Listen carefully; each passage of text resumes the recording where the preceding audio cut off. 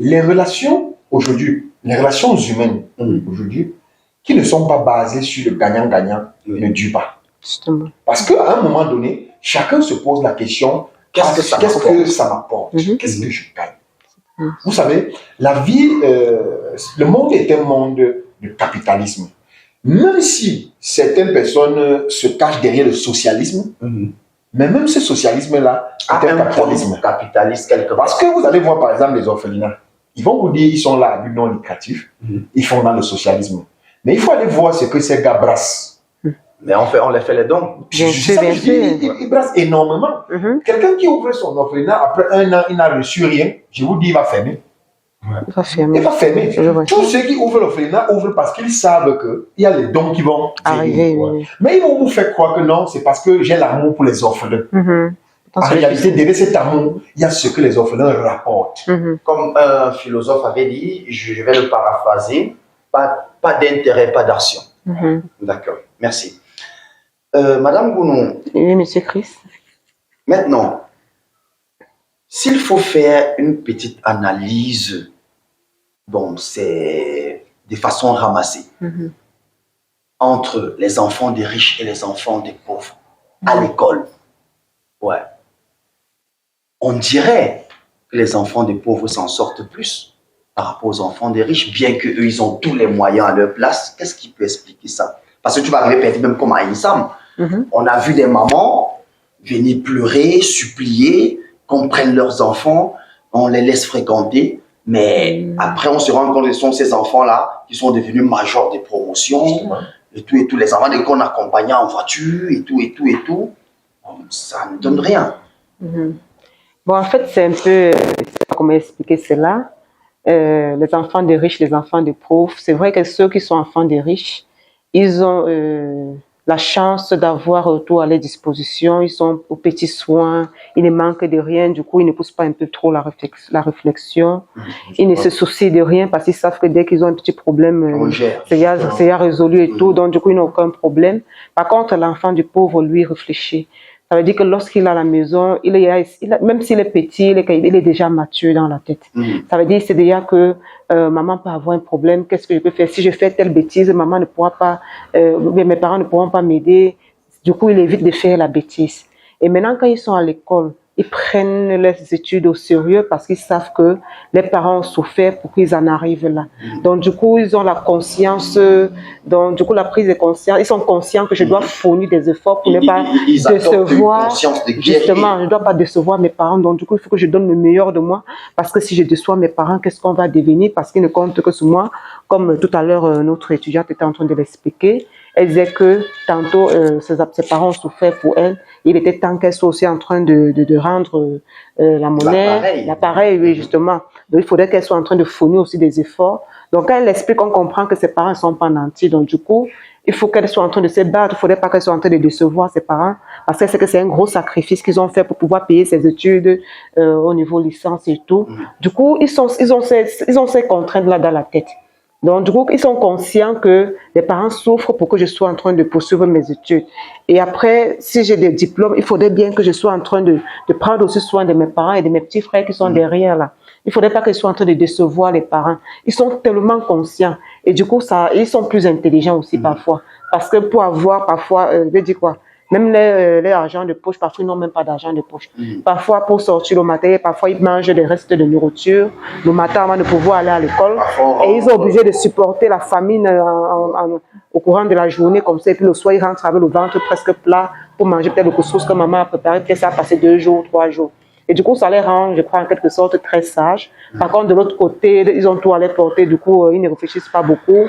Je pense que c'est un peu ça le problème.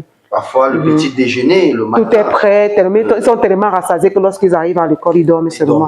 Justement. Alors que l'enfant du pauvre, parfois, son petit déjeuner, c'est le maïs grillé. C'est le maïs grillé. Et surtout, et maintenant, quand ils sont en classe, ils savent qu'on a payé cher pour qu'ils soient en train de suivre la formation. Du coup, ils sont assidus, ils sont concentrés, ils posent toutes les questions possibles. Bref, ils reçoivent la formation comme ça se doit. Contrairement à ceux qui sont riches, parfois ils font des caprices, parfois ils veulent même boycotter le cours pour pénaliser tous ceux qui sont là. Vous allez voir que quand ils veulent souvent boycotter les cours, c'est les enfants de pauvres qui disent que jamais, laissez-nous faire le cours. Si vous n'êtes pas intéressés, sortez, vous nous laissez faire le cours. Voilà, c'est un peu ça. D'accord, merci, Madame Mireille Ngounou. D'accord, Mélie, fleur. Tu es posée vraiment là comme une fleur, hein? Je t'assure. C'est super. Ça, c'est déjà peut-être une posture de mannequin d'entreprise, monsieur Diké. Une posture de mannequin d'entreprise. Ça veut dire qu'INSAM, en dehors de vous enseigner théoriquement, on vous enseigne aussi le mannequinat, la posture. Ça, on le doit bien à Madame Gounou. Ah, c'est Madame Gounou. Je comprends. C'est presque la même posture. Ouais. L'élève ne peut pas ressembler au maître. Ça, c'est clair. Alors, maintenant, qu'est-ce que toi, tu penses concernant l'accompagnement d'un étudiant après l'obtention de son BTS ou sa licence, son master, vers, en fait, pour un accompagnement vers l'emploi? Tu penses que toi, tu jongles encore après ta licence?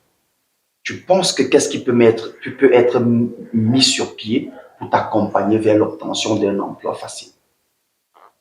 Bon, moi, d'abord, c'est un grand pas que le directeur a fait en m'intégrant dans son équipe. C'est-à-dire, je fais au moins je suis dans son service de la communication, donc j'essaye de m'imprégner de cette vie professionnelle. Donc, moi, je dirais que pour l'accompagnement des jeunes étudiants vers l'emploi, chaque entreprise doit développer un peu cette petite casquette que le directeur a mis en œuvre. C'est-à-dire, après, prenons l'exemple des universités, après la formation de leurs étudiants, ils puissent prendre, par exemple, 1 ou 2 personnes pour les faire des stages professionnels, pour les montrer un peu comment est-ce que ça se passe. Parce qu'à l'école, on apprend des théories, mais il faut également qu'il y ait des pratiques pour qu'on puisse bien appréhender et comprendre ces cours-là. Donc, je tiens d'abord à remercier le directeur. Monsieur Stéphane Foyette. Oui, pour ce pas-là. Et je tiens également à sensibiliser d'autres entreprises pour qu'ils puissent mettre en œuvre cet petit accompagnement avec ces différents responsables qui forment les jeunes vers l'emploi. Il ne faut pas qu'ils les attendent que les jeunes aient des grands diplômes avant de dire que non, viens. Il faut qu'ils les prennent tout petits, ils puissent grandir avec eux. C'est un peu ça que moi, cet accompagnement-là, c'est dans ce sens que je vois. D'accord, merci. Alors, monsieur Ndiké, vous êtes chef d'entreprise, économiste. J'aimerais vous interroger plus sur cette casquette-là. Nous sommes dans une société. Là, je voudrais sortir un peu même du cadre universitaire, mais prenons ça comme levier pour parler. Qu'est-ce qu'il faut? Il y a beaucoup de diplômés. Voici une année académique qui est en train de finir. Combien de jeunes Camerounais vont sortir avec le baccalauréat, le BTS, licence, ainsi de suite? Mais on les retrouve, ils sont versés dans les quartiers, dans les stupéfiants, la délinquance et tout. Est-ce que c'est eux qui ne vont pas vers l'emploi, ou ils vont vers l'emploi, ils ne connaissent pas le mécanisme qu'il faut utiliser, ou ce sont les entreprises qui n'ouvrent pas les vannes? Ok, monsieur Chris, je pense que c'est également mon domaine également, parce que en tant que chef d'entreprise, on se fraude à ça chaque jour. Donc, moi, j'aime toujours partager les responsabilités. Tout à l'heure, j'ai dit, nous avons beaucoup de diplômés, mais peu de compétents. Au Cameroun, tout le monde a un diplôme.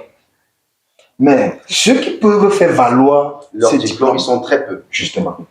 Alors, vous voyez, moi, je vais dire aux jeunes étudiants, n'allez pas à l'université parce que vous voulez avoir les diplômes.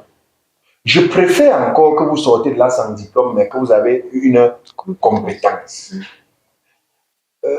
Monsieur Chris, quelqu'un qui a échoué le BTS n'est pas forcément le plus faible de la classe. Je vais vous dire, il y a les derniers de la classe qui sont majors.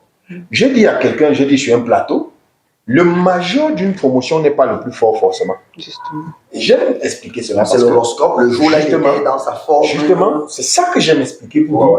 Vous pouvez avoir un étudiant qui n'a même pas fait l'école pendant toute l'année et qu'à moins d'un mois, il a pris 3 chapitres, puis chaque matière, il s'est concentré dessus. Et par contre de chance, c'est ça qui vient à l'examen. Et on le présente comme le major de sa promotion. Alors, c'est un major vide. Vous allez vraiment lui dire, bon, venez. Mais quand vous allez échanger avec lui, vous allez vous rendre compte qu'en fait, il ne mérite pas c'est titre de major. Justement. Alors, par contre, il y aura des personnes qui ont échoué l'examen. Vous lui donnez un stage professionnel en disant, bon, fais ton stage professionnel et tu composes ton truc en coup du soir. Il vous convainc. Vous le recrutez sans diplôme. Je l'ai déjà fait. J'ai recruté des enfants qui ont échoué le BTS. Et c'est chez moi qu'ils ont eu le BTS. Parce que je lui donne un stage de 3 mois. Et pendant les 3 mois, je me rends compte qu'il a des compétences extrêmes.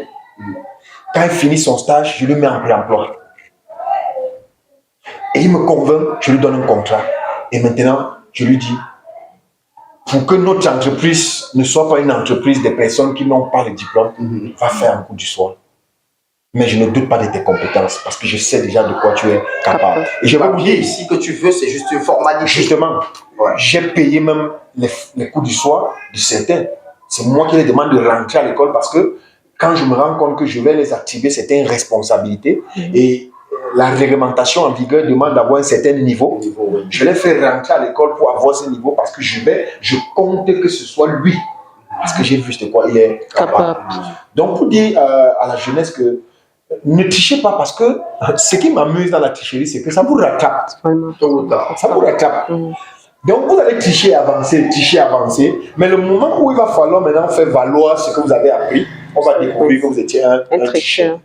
Bon, d'accord. Et ici maintenant, est-ce que l'accompagnement de l'étudiant vers l'obtention d'un emploi ne peut pas aussi passer par un auto-emploi? Est-ce qu'on ne peut pas déjà inculquer dès les universités l'esprit de créativité, justement, de mise sur pied d'une entreprise? J'allais en venir pour dire l'autre problème que nous avons, c'est que les jeunes Camerounais se forment plus dans j'ai l'honneur de venir auprès de votre auteur. C'est ça le problème. Les jeunes Camerounais n'ont pas compris que, vous allez voir, M. Chris, 80% des entreprises au Cameroun restent encore les entreprises des colons. Alors, la jeunesse fait donc quoi? Comment est-ce qu'au jour d'aujourd'hui, quand on parle des entreprises de référence, on parle plutôt des entreprises des gens qui sont même déjà décédés? On va te parler de Fosso, Kaji, Nochongwen et tout ça. C'est des gens décédés. Nous, la jeunesse, qu'est-ce qu'on fait? Je vais vous dire, pour dire aux enfants que vous ne pouvez pas mettre une entreprise sur pied seul. C'est ça l'erreur que nous commettons. Donc il faut y avoir l'esprit d'équipe. Ouais. Vous pouvez venir dans une promotion.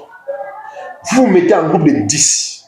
Vous dites, après notre BTS, on va se lancer dans telle chose. Commençons dès maintenant à faire une cotisation de 5 000 francs chaque mois. Pour qu'en finissant notre cycle BTS, on se retrouve peut-être avec un 3 millions ou un 4 millions qui va nous permettre de lancer une structure. Et maintenant, cette structure va fonctionner comment? L'avantage que vous avez, c'est que vous n'allez pas recruter des personnes. Ça veut dire que le salaire que vous deviez puiser votre argent pour payer avec, c'est déjà comme un acquis. Vous devez vous-même vous mettre au travail. Et qu'est-ce que vous faites? Vous supposez que vous êtes en chômage et que vous êtes en train de faire un stage. Personne ne se paye. On travaille comme si on était dans un stage académique. On se dit, on a 1 an, les gars, on ne cherche pas un salaire, on suppose qu'on a fini le BTS et on ne travaille pas. Et on a 1 an pour choquer et voir ce que ça va nous donner avant de commencer à parler de ça, salaire. Vous allez voir, les entreprises vont naître. Mais maintenant, nous n'avons pas l'esprit d'équipe. Chacun peut se cacher pour faire sa part seul. J'ai fait un stage à PNB Paribas en France. Alors, vous vous rendez compte, toutes les entreprises en France, c'est des groupes. l'occidental a compris ça. Toutes les entreprises, c'est des groupes. Vous allez entendre groupe Bolloré, groupe Areva, groupe ceci. C'est des groupes. Mais vous êtes qui pour vouloir créer seul? Est-ce que vous pouvez gérer la comptabilité seul? Gérer les ressources humaines, gérer la fiscalité, gérer ceci, gérer... Vous ne pouvez pas avoir ces compétences. Par conséquent, l'entreprise va chavirer parce que vous ne pouvez pas porter toutes ces casquettes et c'est comme ça que le comptable va vous donner des écritures qui n'ont pas de sens et vous n'allez pas comprendre parce que vous avez dit que je gère tout seul. Et à un moment donné, vous allez vous rendre compte que la comptabilité vous a fait des détournements. Celui qui gérait le fisc a fait sa part, les ressources humaines, il a recruté que ses amis, ceci, cela. Et voilà comment l'entreprise s'envole. Donc pour dire aux jeunes, c'est sur les bancs qu'on construit l'entreprise. Et après les bancs, on se met au travail. Parce que comprenons que l'auto-emploi, c'est le commencement d'une vie. Et quand vous avez commencé l'auto-emploi, je vais vous rassurer d'une chose. C'est tellement dur, l'auto-emploi, pour les débuts, que vous auriez envie d'abandonner. Mais, je vais vous rassurer, c'est encore plus dur quand vous travaillez plutôt pour quelqu'un. Donc, c'est mieux de supporter parce que si ça l'auto-emploi. chavire, vous n'avez de compte à rendre à personne, vous n'avez aucune pression externe. Justement. Et maintenant, à ces jeunes également, quand on lance une entreprise, on ne se dote pas des moyens de luxe parce qu'on a lancé une entreprise. Vous allez voir un jeune lance une entreprise la première année. Il achète une voiture. Il dit que non, je ne peux plus marcher à pied. Oh, je vais vous dire, l'expérience que nous avons, c'est quoi? Toute entreprise que vous lancez, toute chose que vous faites dans la vie, la première année, vous souriez tout. Bien sûr, bien sûr. Ça donne. C'est à partir de la deuxième, troisième année que vous commencez à rencontrer les difficultés dans le domaine. Et quand vous commencez à rencontrer donc ces difficultés, pendant que vous avez déjà acheté une voiture de 20 millions, vous avez conçu une maison de 15 millions, parce que vous voulez dire non, moi je suis un PDG, il me faut une grosse voiture, vous allez fermer. Vous allez vendre la voiture de 20 millions à moins de 5 millions. Vous allez vendre la maison à moins de 3 millions dans l'esprit de vous relancer. Et pour finir, la relance va vous relancer plutôt au Canada, va vous relancer aux États-Unis. Vous croyez que tous ceux qui partent au Canada là, c'est parce que, je vais vous dire une vérité, ils ne s'en sortent pas ici. Ils ne s'en sortent pas. Ce pays les a dépassés. C'est clair. Moi, je vous le dis, un jeune qui s'en sort dans ce pays n'a pas besoin de rêver d'aller quelque part. Mais comme c'est dur là, c'est difficile de s'en sortir ici. Ça veut dire que même s'il arrive au Canada, il va quand même plus s'en sortir. Vous savez, moi je vais vous dire, je vais vous surprendre. Ce n'est pas dur ici au pays. Je vais vous dire, regardez, un jeune qui va au Canada, il s'en sort pourquoi? Il se prive des choses qu'il ne veut pas se priver de ça chez lui. Vous allez voir des gars qui vous disent qu'ils sont au Canada, ça fait 1 an, ils n'ont pas eu de copine. Ils n'ont pas bu une bière parce qu'ils travaillent. Le même jeune là se met dans ce pays, il n'a pas de copine, il n'a pas de bière 1 an, il va faire l'épargne. Moi je vous le dis. C'est vrai, c'est vrai.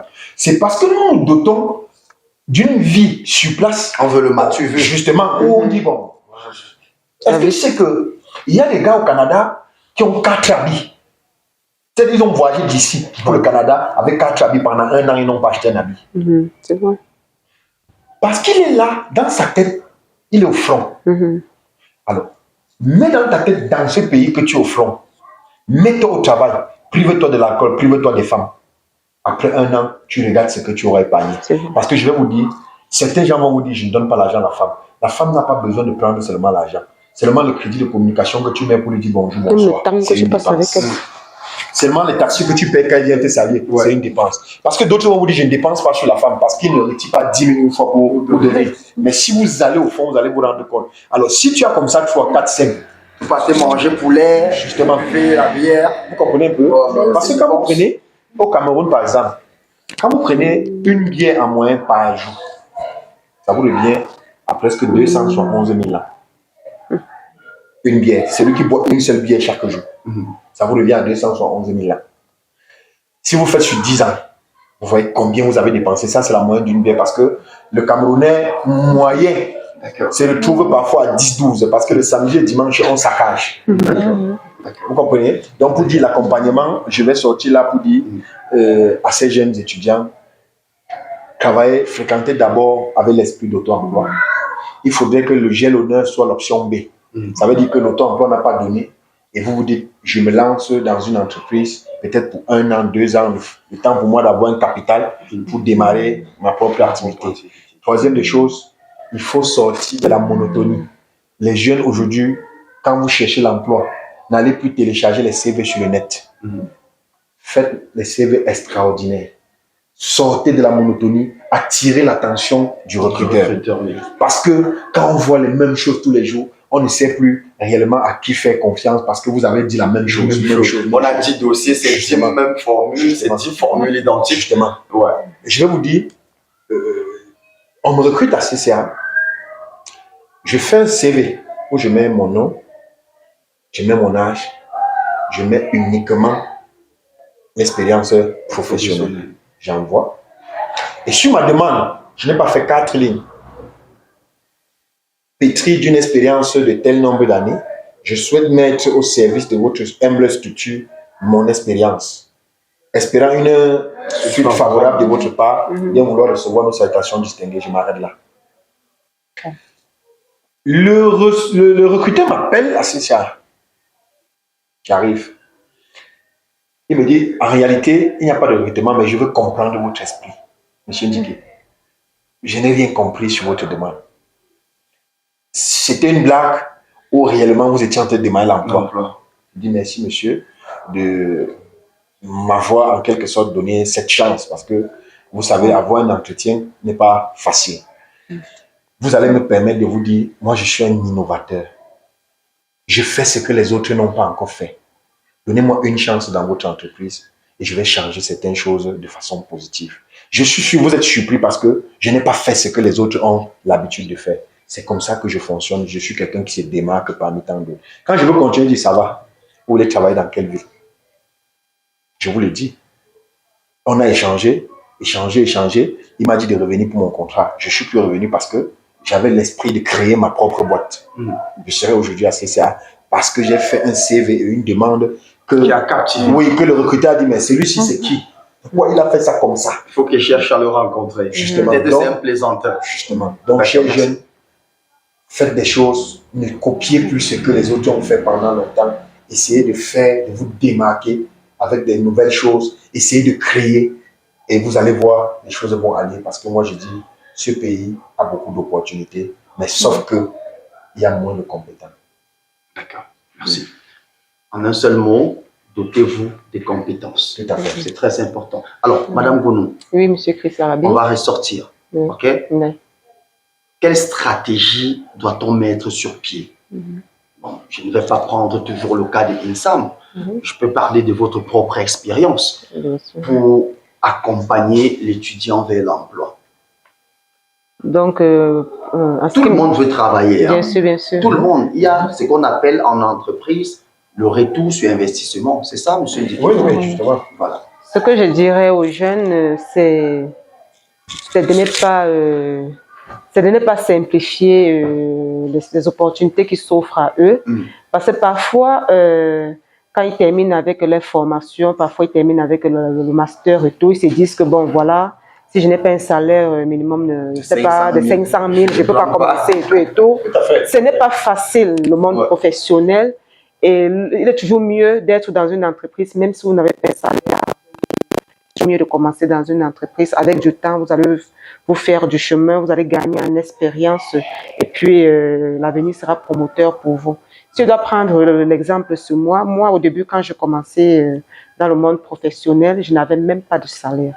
Je pense que j'ai travaillé pendant plus de 6 ans sans toucher un salaire. J'accompagnais quelqu'un dans son activité parce que moi, j'aimais travailler. Donc, je l'ai accompagné pendant 6 ans et j'ai fait un travail acharné chez lui. À la fin, au bout de 6 ans, je lui ai dit, moi, j'arrête parce qu'il faudrait que je sois en train de travailler, là, on va me payer. Sauf si tu décides de me payer maintenant. Et comme il était un peu Dieu, il n'a pas voulu me payer. Bon, moi, j'ai arrêté et je suis allée travailler dans une entreprise où on me donnait presque, ça n'atteignait même pas 30 000, c'était à peine 27 000 francs le mois. Et moi, j'aimais tellement mon travail, je faisais avec passion, amour, dévotion. La personne était tellement surprise. Mais quelle est cette femme qui vient chez moi et puis elle travaille, elle n'a même pas 30 000 la fin du mois. Elle a à peine 27 000. Je vous dis, mon salaire, ça n'atteignait pas 30 000. Donc, pour dire quoi? Je ne veux pas trop entrer dedans parce que c'est un peu trop long ma vie et tout et tout. Pour dire, moi, je travaille comme ça pendant plus d'1 an, presque 2 ans. C'est quand je termine de là qu'on me prend à INSAM, qu'on m'interpelle pour INSAM. Et je pense que ça m'a beaucoup aidé parce que ça m'a permis de gagner en expérience et tout. Et c'est à partir de là qu'on m'a interpellé pour INSAM. Et c'est comme ça que j'ai gagné je peux dire mon plus gros contrat en fait. Donc, on peut dire que pour avoir pour dire que il faut travailler dur et tu peux même travailler pour rien. Déjà, quand tu aimes travailler, quand tu as fini avec ton BTS, ne reste pas à la maison. Ça veut dire que même si on te propose ce travail quelque part, c'est toujours mieux d'aller travailler même pour rien parce que tu vas gagner en expérience. Et tu vas te faire du relationnel. Du coup, dans mon travail, moi, j'ai toujours eu de bonnes relations. Je me suis fait un portefeuille, je vais dire, relationnel très important. Ouais. Dans mon cadre professionnel, je me suis fait un portefeuille relationnel vraiment important, très, très important. Donc, ce qui fait que même l'argent que j'ai gagné à la fin du mois, parfois, ce sont des connaissances que j'ai eues dans mon milieu professionnel qui m'accompagnaient, qui me donnaient que voilà, on t'encourage, on te donne comme ça. Et parfois, je me retrouvais même à la fin du mois avec 200 000 francs.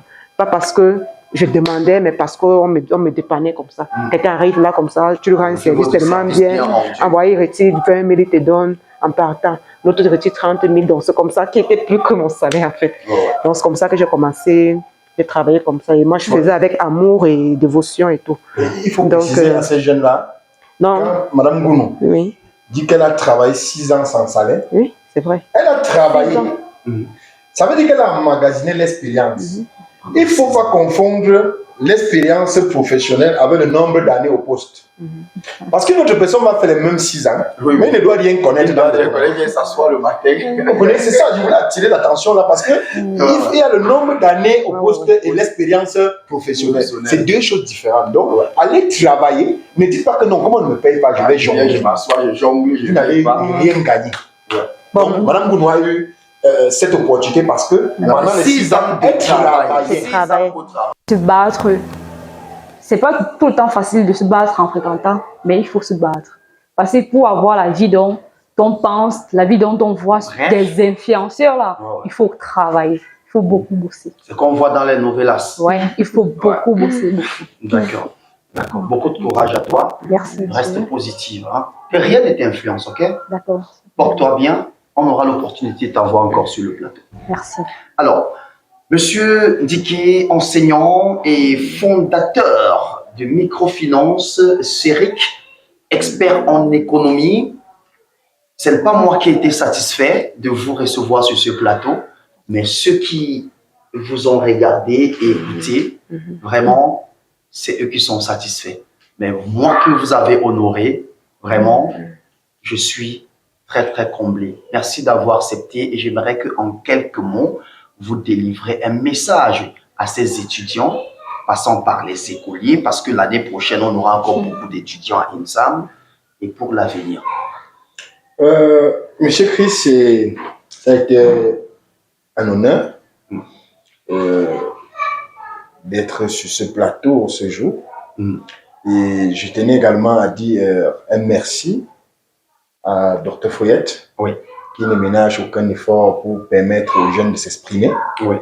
Je vais saluer également l'Afrique et ses panafricanistes. Je dois parler ici des Traoré, c'est-à-dire que les jeunes qui sont en train de prendre le pouvoir en Afrique, parce que pour moi, ce sont des modèles de voir des jeunes en train de prendre le pouvoir, les choses en main.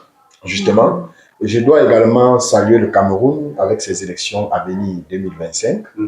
Et je dois dire merci à toute l'équipe d'INSAM qui a permis en fait que cette émission se réalise dans les bonnes conditions.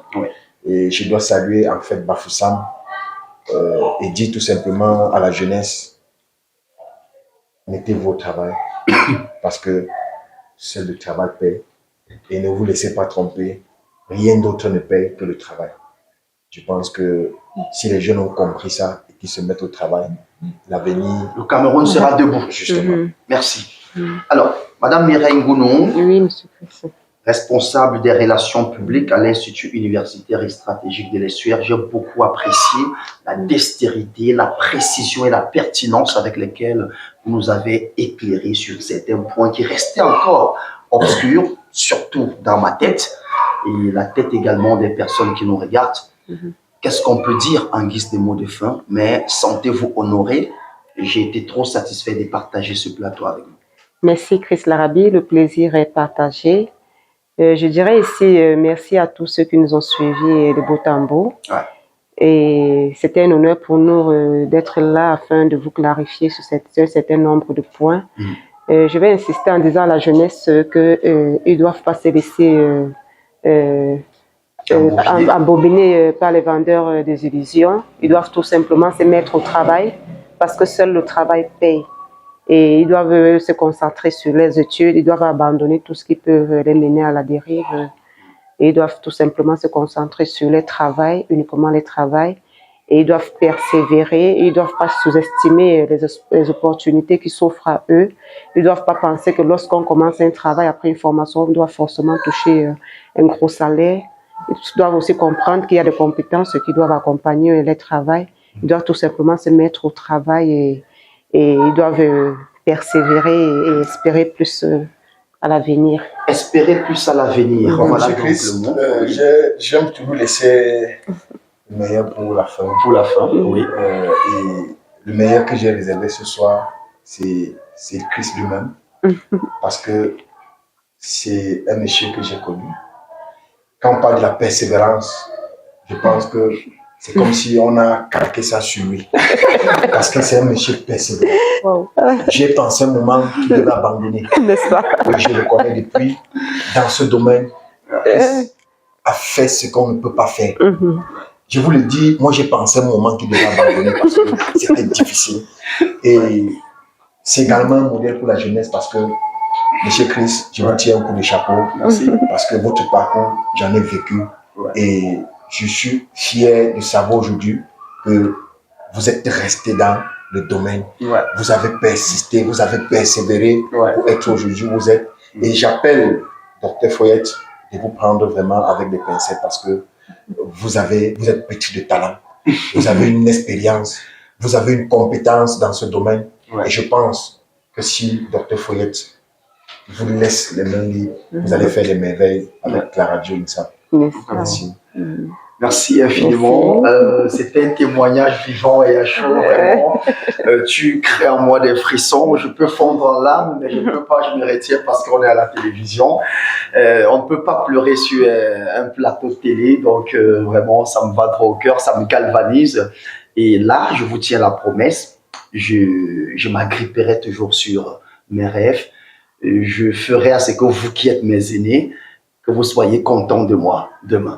Et que Monsieur Foyette qui m'a fait confiance et m'a confié cette radio, qu'il ne regrette pas de m'avoir confié cette radio et que mes collaborateurs aussi, on travaille dans une sérénité et qu'ils s'inspirent, comme vous l'avez dit, de ce qu'on a fait. Vraiment, merci infiniment d'être venu. Merci beaucoup. UMS INSAM, c'est 4 années de succès. Bon, pas que 4 ans que ça existe, c'est plus de 30 ans d'existence. Quand je parle de 4 années ici, c'est en termes de premier national. Là, il faut le dire, 2019, premier national, 2020, premier national, 2021, 2023, premier national. Donc, vous gagnerez plus, voilà, soit en inscrivant vos enfants à INSAM, ou bien vous-même à prendre votre décision et venir vous faire former à INSAM. Donc, nous étions là sur le plateau. Le thème central, lisez-le au fond ou encore au bas de votre écran, avec également les ensembles des articulations qui ont meublé. N'oubliez pas les numéros de téléphone qui circulent. Et on tient à vous rappeler aussi que pour faire prévaloir, faire connaître vos produits et services, Estuaire FM est disponible sur la fréquence 105.5. Vous pouviez communiquer, voilà, à vil prix, partenariat, ce sera signé. Et on ne doit pas aussi oublier notre écran géant qui est donc au Carrefour Total d'Amba pour Estuaire Média, qui vous accompagne dans la vente, la commercialisation, la mise en visibilité de vos produits. Donc, faites-vous tout simplement enregistrer et vous n'allez pas regretter. Je vous donne donc le rendez-vous très bientôt pour une autre édition avec une autre thématique aussi alléchante et des invités, des panélistes de poids et de choix. Portez-vous bien d'ici à là. Nous vous aimons très fort. Ciao, ciao.